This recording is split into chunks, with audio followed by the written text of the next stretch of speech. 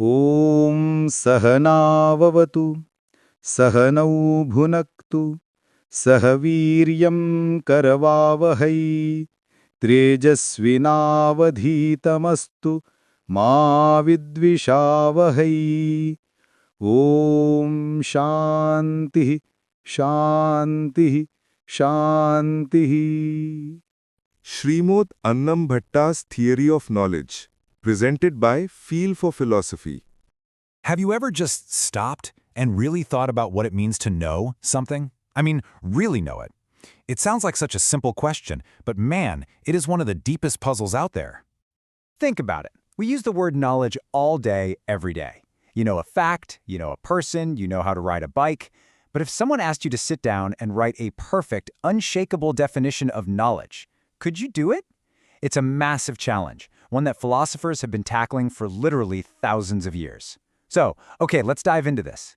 For our guide today, we're actually going to turn to a surprisingly clear answer from a 17th century Indian philosopher, a guy named Annambhaṭṭa. His work, the Tarkasaṅgraha, gives us this incredibly logical and structured blueprint for how the mind works. It's awesome. Okay, this is it. This is the core definition, right here in Sanskrit. Now, I know it might look a little intimidating, but trust me, every single word in this tiny little phrase was chosen with, like, surgical precision. This is the key that unlocks the entire system. So what on earth does it mean? Let's break it down. Buddhiḥ is the word for knowledge, or cognition, and the definition tells us it's the hetu, that means the cause, of sarvavyavahāra, which means all behaviors or dealings. So you put it all together and you get this. Knowledge is the cause that prompts all behaviors. Pretty simple, right? But oh, the genius is hiding in those details. Now, here's where it gets really clever.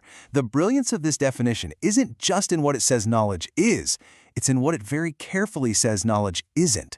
The whole thing is designed like a perfect logical box, you know? It's meant to keep out anything that doesn't belong. And you might be asking, okay, why all the fuss? Why be so nitpicky and specific?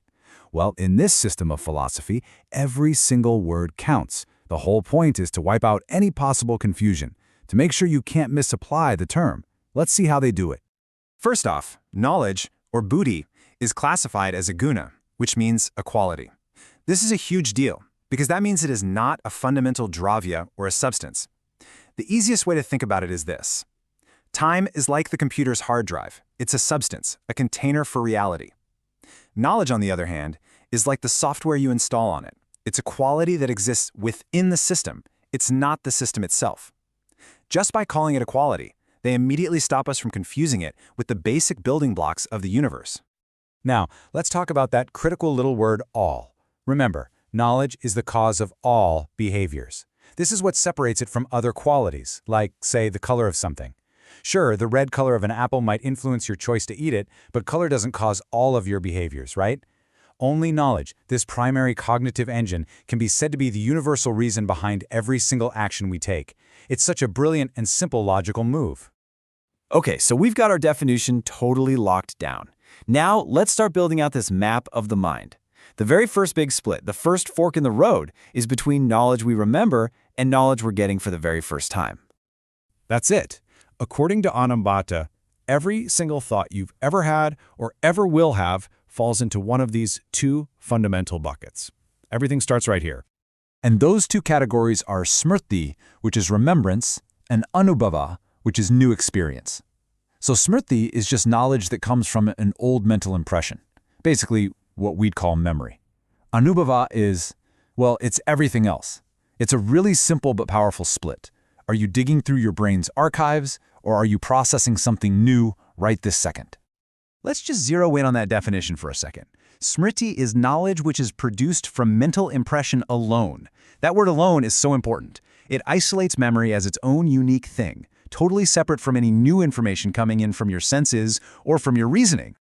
Okay, so let's put memory on the shelf for a minute and focus on that other, much bigger category, anubhava, or new experience. Now this is where it gets really interesting, because the system immediately forces us to ask another question.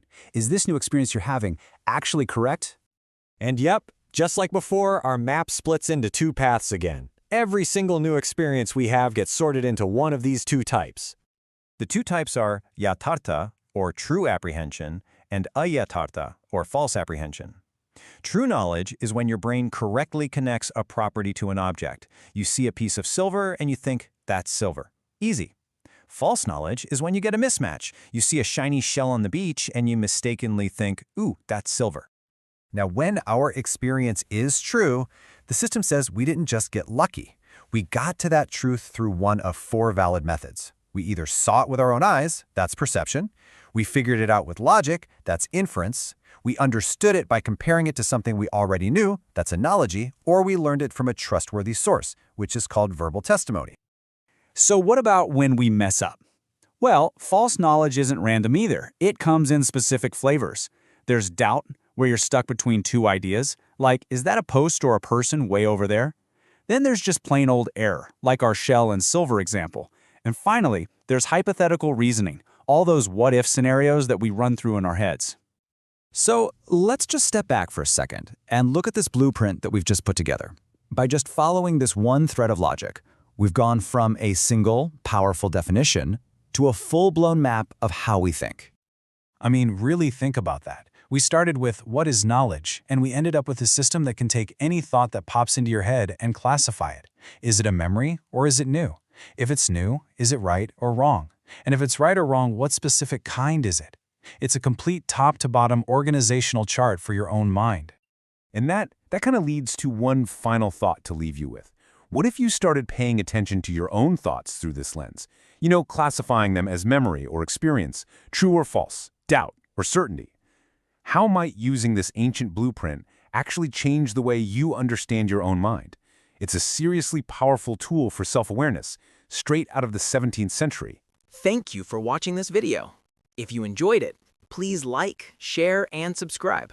Your support encourages me to create more content. Thank you.